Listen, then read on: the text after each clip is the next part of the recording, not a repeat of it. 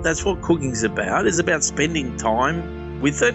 I've always seen both my parents spending a lot of time in the kitchen, and I think that's the way they express their love and gratitude and warmth is through food. That's the way they nourish and keep you alive.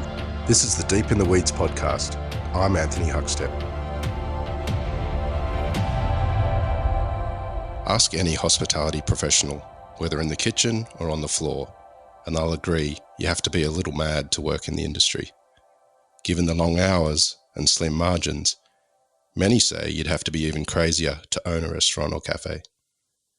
With the viability of almost every restaurant in the country under pressure due to the pandemic, how crazy would you need to be to open a restaurant during the pandemic? Well, it's been happening. David Tsirekas originally came to fame with award-winning Greek restaurant Parama. He's now the chef in residence at new restaurant Homer on Homer in the Sydney suburb of Elwood. David, how mad are you?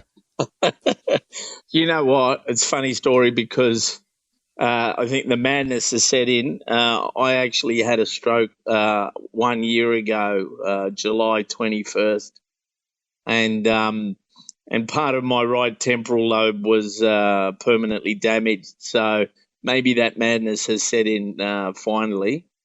And, yeah, I mean, I don't know anything else other than being in a kitchen. For 2 years I've done a bit of consulting work.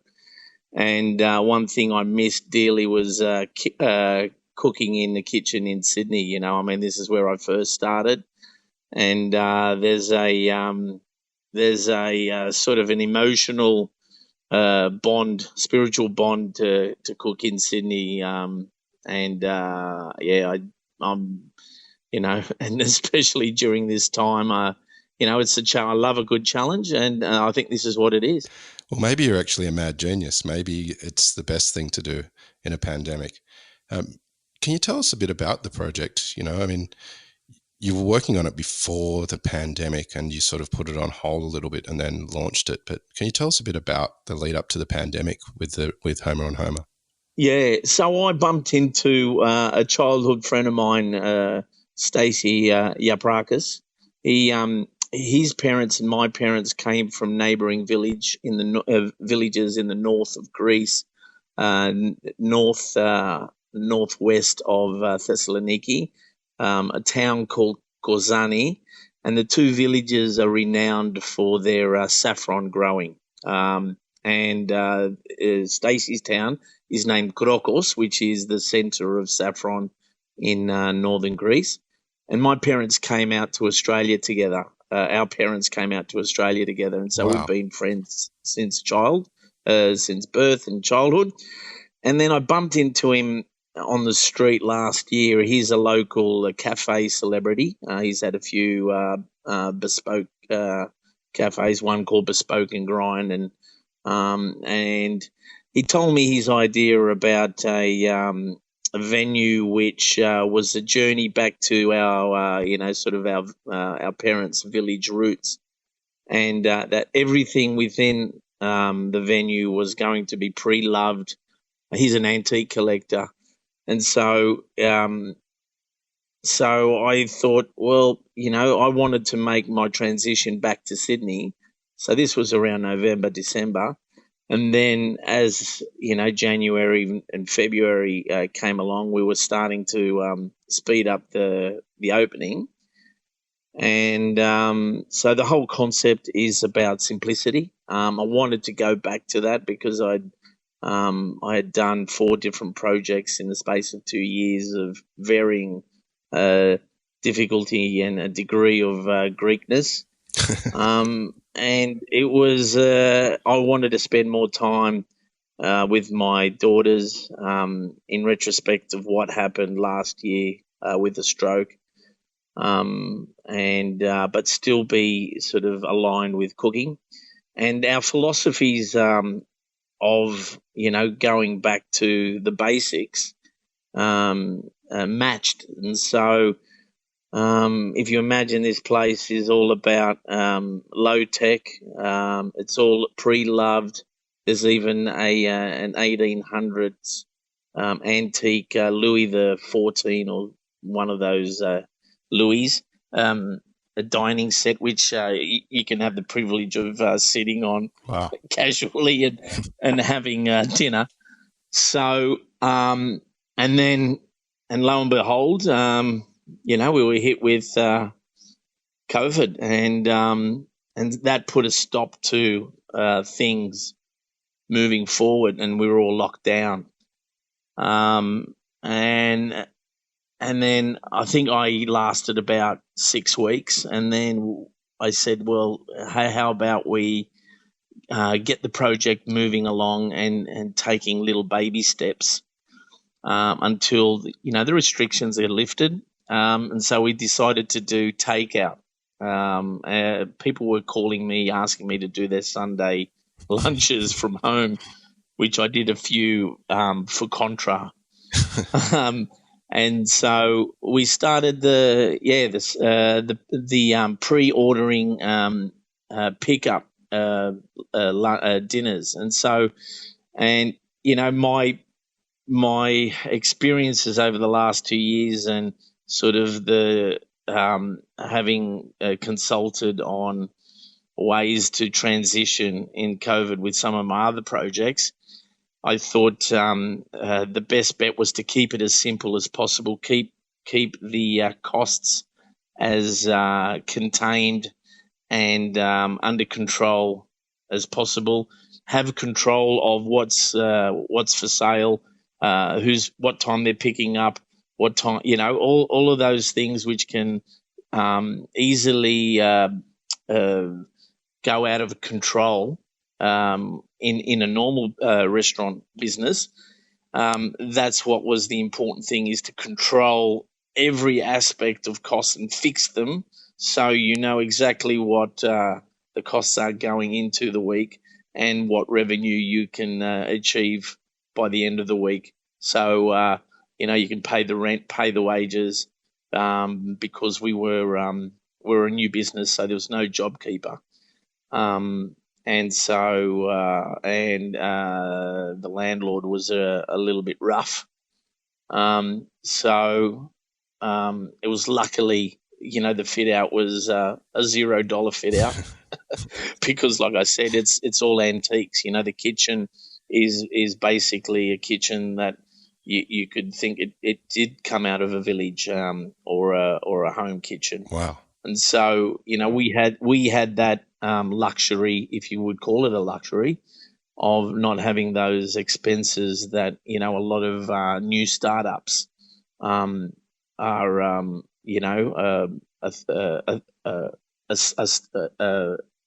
burdened with.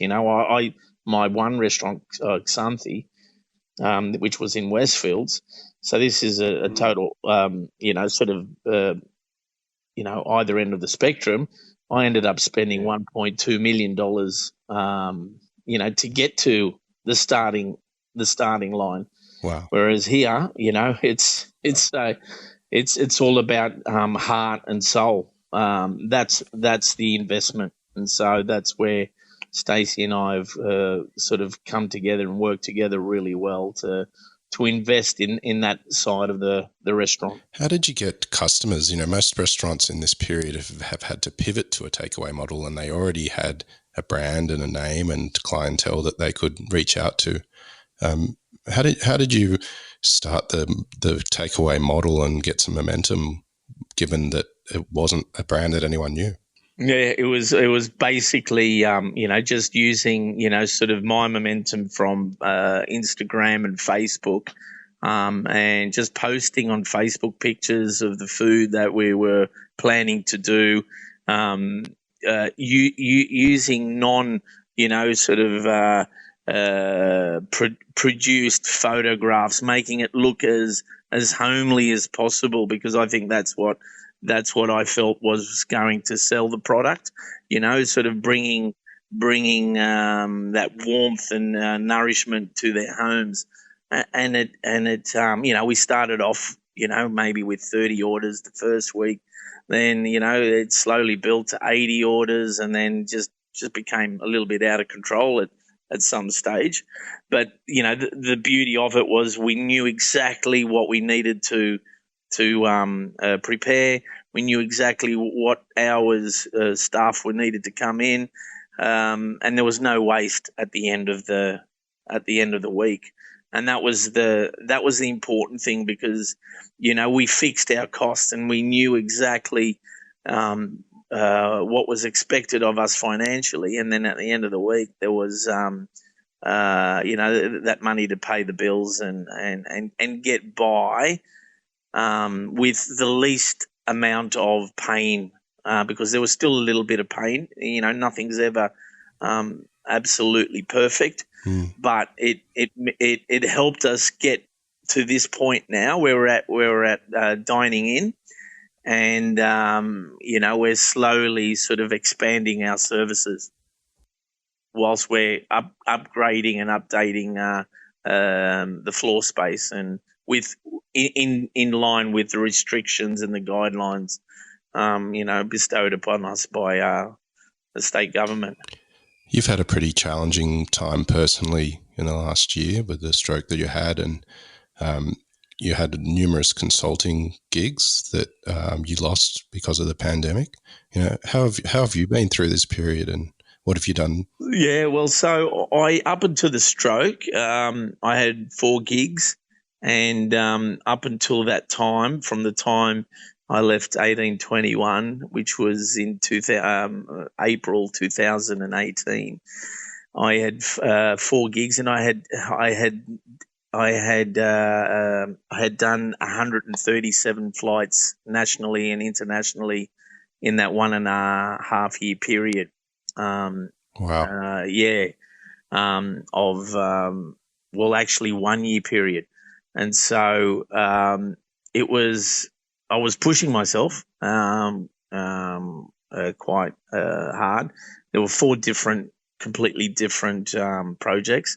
One was in the USA, so I had to reacquaint myself with a different style of cooking, and adjusting recipes and adjusting to labor demands and the rules of labor and the rules of a kitchen as per the US. Then I had a new project up in Brisbane for the Greek Club. I started a project at Brisbane Airport, a completely different project, not associated with Greek. So, and then I was I had worked with Zeus to sort of rejuvenate their menu and their offerings to make it more, accessible and more in tune with what their brand was supposed to be about from when they first started. So I had a huge sort of broad spectrum of jobs and requirements. And then when I had the stroke, and then I had to go on a 2 to 3 month hiatus for that to recover myself physically and mentally. And so just as I was working back into all those projects, COVID hit. So, and most of my work was about travel, and as much as a lot of the work was done remote, coming up with recipes and standards and training via video and email. I like to be hands-on and be inside the kitchens as well, side by side, because I think there's an element of personality that needs to be in a kitchen or a physical restaurant space to give it that personality of the food or the front of house hosting style. So that just put a complete stop on all the projects. I still do a remote work with Chicago and Brisbane. And then I thought, well, it's a good time to slow down, spend a bit more time in Sydney. So, I kind of saw it as a blessing in a way that, you know, it was a good way to start from scratch. And that's what it is, you know. It feels like we're starting from scratch. It feels like it's my first, you know, being involved in my first restaurant, you know, and using this simplicity of it, the beauty of simplicity. But I'd still like to keep a couple of the contracts going because, you know, there's a vested interest in continuing the evolution of Greek food in Brisbane and then in North America. Well, your role at Homer and Homer is chef in residence, and you're not the owner, but you've owned restaurants before and award-winning restaurants. You know, do you think you'll do it again? Like the stresses involved in owning, operating? Yeah, look, I discussed it with my daughters, and I've said to them once they finish high school, then they're out on their own in this big world. I want to move down to the South Coast and open up a 20 or 30 seater, you know, and do the things actually that I'm doing here. So, you know, the whole menu is about is based upon our parents, you know, what budget they had going into the week and what was available to them, you know, through seasonal produce. And, you know, when the fishmonger came around once a month with what he had in the back of the, you know, the horse-driven cart or whatever was, you know, sort of transporting produce in post-war northern Greece. And so the whole menu is based upon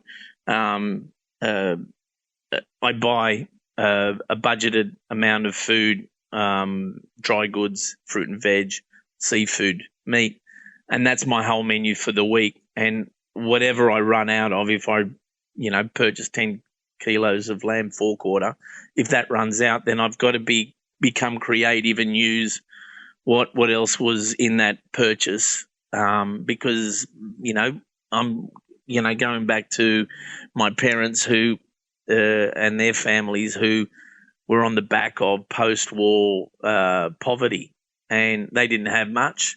And we're kind of in a similar situation now where, you know, we've been smashed financially from it, and we need to be a little bit more mindful about how we, you know, produce, deliver food and be sustainable in that. And, you know, because there's been a lot of wastage. I've always believed that food has now become similar to the purchase of, you know, sort of Prada or Gucci bags, you know, or it's all about a status symbol, you know. It's not about nourishing and nurturing, and so that's what we're going back to. So the menu will change 3 to 4 times in the space of 4 to 5 days, depending on what I run out and what I can creatively come up with, what's left in the pantry. You know, or for example, you know, if I, you know, run out of, you know, last week, for example, I had a meatball dish on, you know, I'm left with 6 meatballs. I can't really run it for the second day. So I've converted those 6 meatballs into a Greek style risotto dish and expanded it to make it last even longer. And again, that's using the philosophies of our parents who had to live like that during crisis. And so it's been really well received what we're doing with sort of, you know, we're calling it the sort of the leftover menus that continue, you know, sort of onto the next day. And then by the end of the week, the fridge, you know, the end of the 4 days, the fridges are completely empty. So we're starting fresh all over again the next week. A little earlier, you said, you know, that you wanted to get back in the kitchen and be a chef because you don't know anything else, but you kind of fell into your career and you were coaching people to swim and water polo. Can you tell us the story of how you got into the industry? Yeah, so I pretty much was just bumming around since I left high school, playing water polo as swimming, and working as a swimming coach down at Asheville Pool, and going on little jaunts here and there. And then my sister, everyone was saying, "Oh, why don't you, just settle? You need to settle down a little bit, you know." And I thought, having 10 years of consecutive summers, because it'd be northern hemisphere summer or southern hemisphere, sort of travel between the two. I thought, oh, why not? Let's go into a new challenge. And so my sister offered her share of Parama to me, and because she wanted to go back to teaching, and so I was thrown into the kitchen at Parama. And then Harry, who was the chef and the other partner with my sister, had moved to front of house.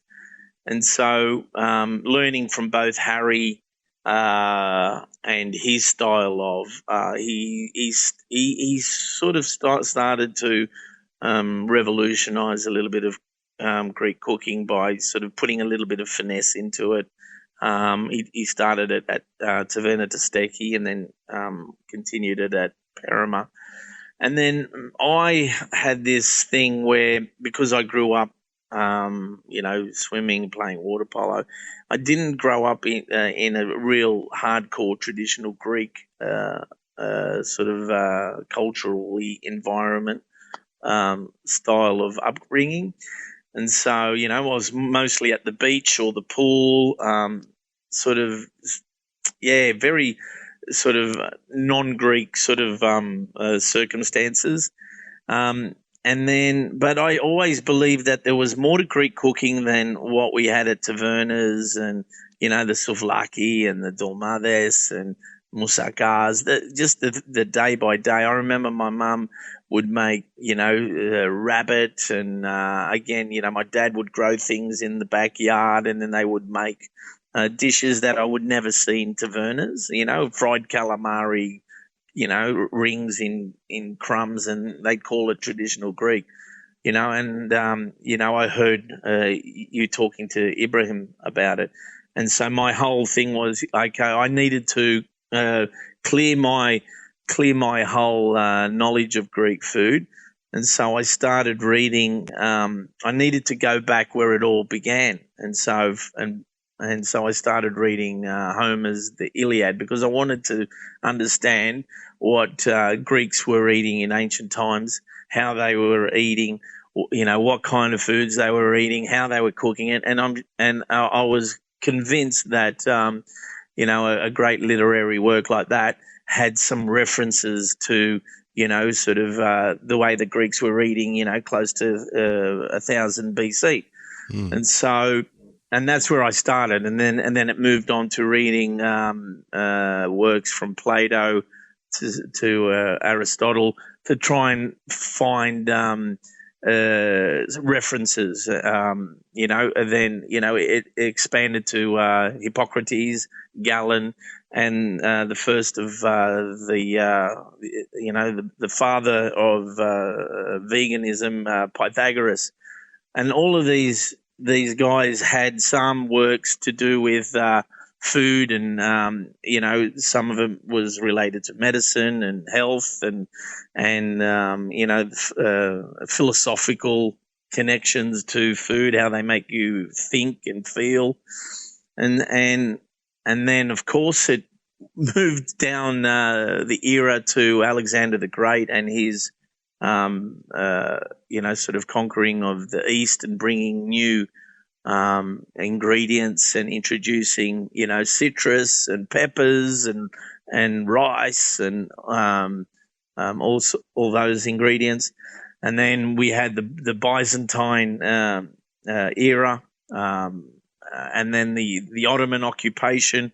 You've got the Venetian, the Genoans, you've got the Crusaders.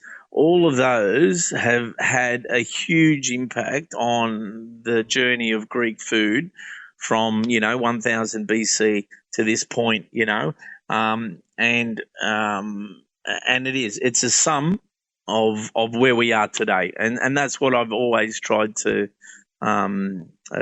sort of uh, uh, you know project in my food. Is it's a journey through the ages, because I think when our parents sort of came here to Australia, to the USA, Canada, they brought over a little bubble with them, and they kind of just got stuck in that little bubble. Whereas if you go back to Greece, they've progressed beyond where we have gone. Utilizing and being more free with sort of ingredients beyond their own borders to evolve their cuisine. But we kind of got stuck in this little bubble up until the 80s.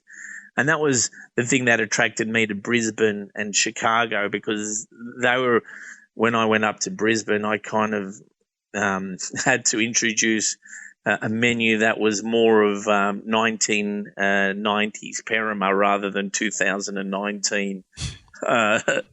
2008, my repertoire in 2018. So I had to sort of Chicago and Brisbane. I had to sort of slowly sort of infuse, slowly evolve it at a rate that I had already evolved it here in Sydney. A little earlier you said something quite nice. You said the projects that you're working on had varying degrees of Greekness, which your cuisine kind of does too in a way. It's also a modern interpretation of things. Is there some sort of dishes that you still cook or that you've evolved that you go to whenever you do new projects and like to showcase? My all-time favorite is, of course, the lamb scatas, because one of my all-time fondest memories, and the first thing I ever learnt was how to prepare a lamb from slaughter to the table, and watching my dad. He was just so adept at the charcoals, and I always wanted to have a lamb on the spit cooking every day. But that was for Parama. It wasn't feasible, and it was quite a labor intensive job, and plus the price. If the cost of doing that and putting it on the plate was going to be far more expensive for that area, the inner west. And so I had to come up with a unique way of getting that end result, but using a different technique. So, Harry came up with a slow cook method, and then I slowly adapted it to make it more smoky, to do it longer and slower, to braise it longer and slower, so it emulated a slow roasting lamb on the spit, and then finishing it up on the charcoals to get that smoky charcoal, crunchy exterior flavour. So that's one that I've always introduced everywhere, and it's always been a hit from every restaurant that I've been to. Parama, Xanthi, 1821, Nostimor, introduced it to Chicago, and now it's here. It's just one of those long-standing. And the funny thing is, everyone thinks, Greeks are great at lamb, and we eat lamb like it's coming out of our ears. But lamb's the least protein that we eat as a population. We only eat it at sort of Easter or religious holidays or special occasions. It's a very special occasion dish. But everybody wants Greek lamb. So that's a dish that I've always had, and everyone always asks for the pork belly baklava, because I think people think, is it a dessert? Is it a savoury? Oh, it's good. I can have both. I can have a dessert and savoury before the desserts come. With the side of defibrillator as well, I think. Yeah. But, I like going back when I go and visit my mum and dad and watching my mum cook. There are subtle things that I've never picked up that she does to get flavour into dishes. And I think that's what cooking's about. It's about spending time with it. And I've always seen both my parents spending a lot of time in the kitchen, and it's not about wham bam, thank you ma'am, here's your dinner in 15 minutes. It's about a whole day's process, right? And I think that's the way they express their love and gratitude and warmth is through food. They think that's the way they nourish and keep you alive. So, I think it's all about spending a day in the kitchen. You can't just come in at 2:00, 3:00 and turn on the ovens. You got to come in early and start early and work with product, and I come in and have a look. Oh, what can I do with this today? And something that starts off with a different thought becomes a whole different dish by the end of the day. You mentioned a little earlier your work in North America. How does a Greek chef from Sydney end up in Chicago? Oh, so when I was at 18, 21, I had the pleasure of meeting an incredible man, Louis Alexakis, from Chicago. He'd been following me since the Pyramid days. He was quite progressive for the Midwest. Now, Chicago, though it's a very sort of cosmopolitan kind of city, they're still in the Midwest, so they have this they still are stuck in their, sort of American ways. It's not like New York, where New York is so contemporary and advanced, and there are the places like Alinea in Chicago, but they're very, very few. The majority of the people love, their sort of Midwest style, big plates, fill up the plate with, as much as you can sort of style. And Louis was doing some advanced stuff, but the community, they're set in their ways there. And so Louis said to me, he started off saying, "Oh, Dave, I'd love you to come over and do a collaboration dinner with me at one of my venues." And he said, "Oh, I'm opening up a couple of other venues too, so maybe it's the start of something." And I said, "Yeah, I'd love to."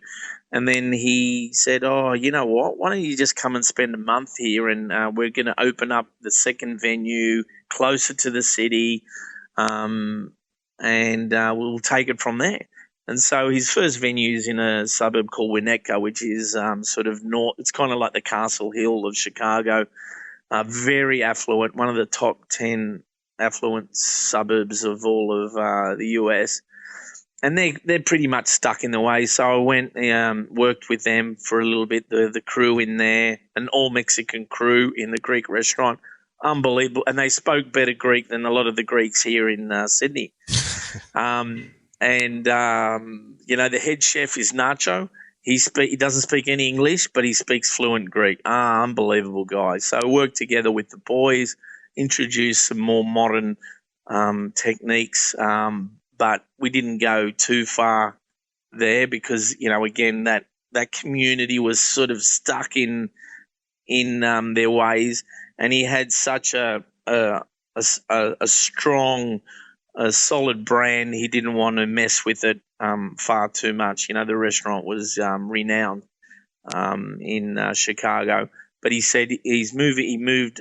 His next site was going to be closer to the city, so that's where we started to work with a little bit of progression and a little bit of evolution in the cuisine. So I had done a second trip, and then a third trip where he opened up his third venue, which is in the city now, close to the city. And in that venue, we sort of pushed it along even further, and it's now the chefs there are now taking it beyond the traditional Greek, and they're being renowned for it. His second restaurant, Avli, in Lincoln Park, which is a university, sort of a trendy, sort of a Paddington, a cross between a Paddington and a Sydney University style neighbourhood. They got what was called the Michelin Bib Gourmand, which is it's like a Michelin award, but for restaurants that give value, but really high quality food. And he was the first ever Greek restaurant to ever receive one of those awards. So, and then we're back again. I mean, back again. We were supposed to be back in May. We were going to do a book launch with Nino Zaccali, from Pendolino. We're going to do his book launch to the American public of the Venetian Republic, because it fit the brief during the huge National Restaurant Association show. And unfortunately, this hit, and so we're going to have to put that onto another day now.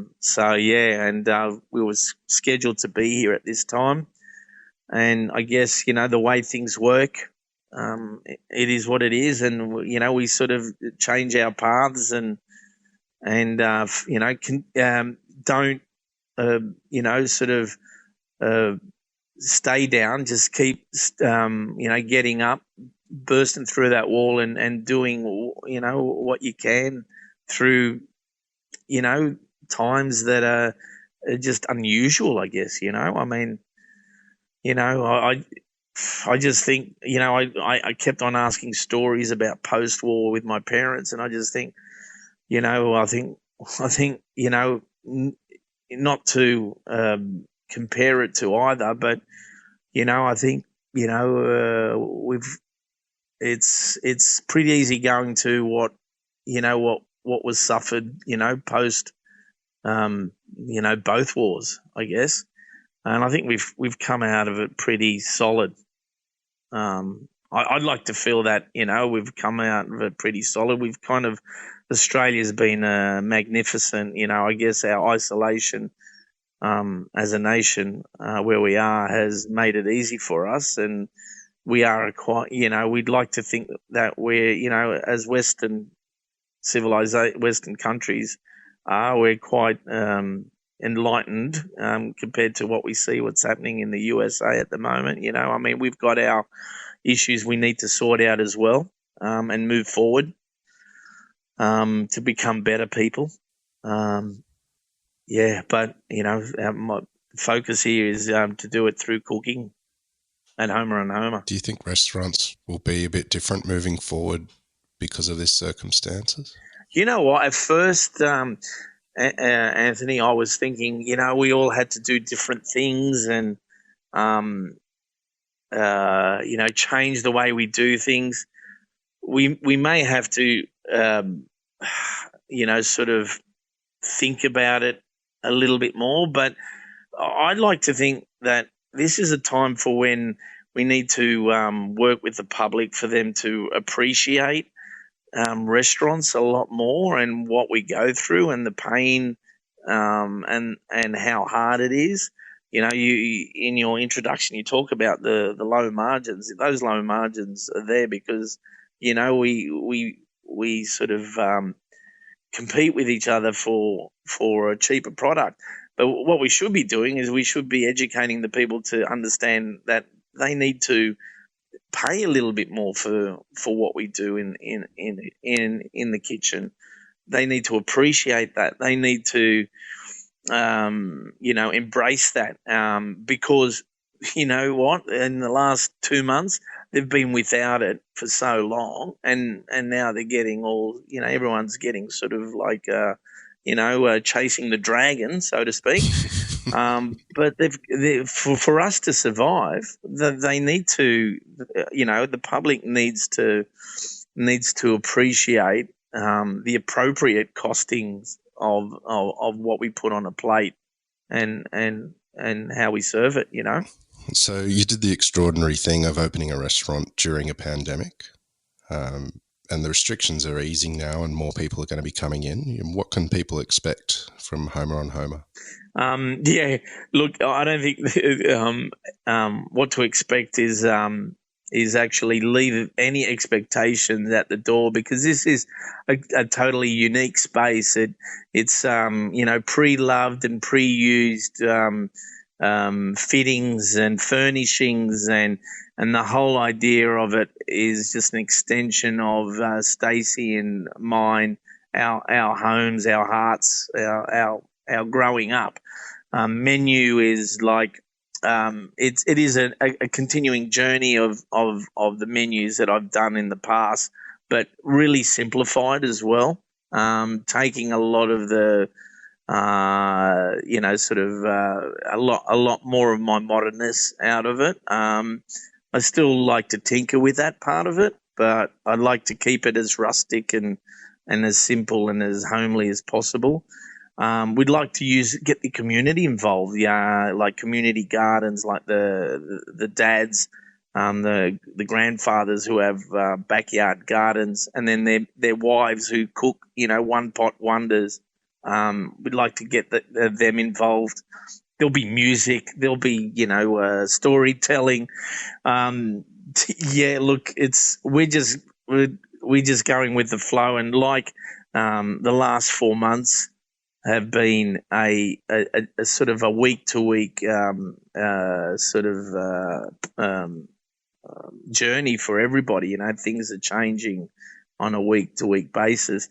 This is just going to be this whole space is just going to be an evolution, like Homer's The Iliad, where Odysseus is making the 10-year journey back to home. This is kind of like that journey. It's going to be a 10-year journey of finding who we are here at Homer on Homer, and we're going to do it through food and through wine, through Stacey's hosting and sort of generosity of spirit. Well, David, that sounds bloody amazing, and I can't wait to eat there. Thanks for today. You're a bloody legend, incredible storyteller, and keep in touch. And thanks for joining us today. Thanks, mate. I mean, look, all I can say to everybody is, still, put heart and soul into it. Don't give up. If you really believe in hospitality, the food game, you got to stick to it. I know it's tough. But you got to dig deep, and we're going to come out of it stronger than ever. Amazing. Thanks, mate. Keep in touch. Thanks, Huck. This is the Deep in the Weeds podcast. I'm Anthony Huckstep. Stay tuned as we share the stories of Australia's hospo community, suppliers and producers in search of hope during this pandemic. Special thanks to executive producer Rob Locke for making this all happen. Follow us on Instagram at Deep in the Weeds Podcast, or email us at podcast@deepintheweeds.com.au. Stay safe and be well.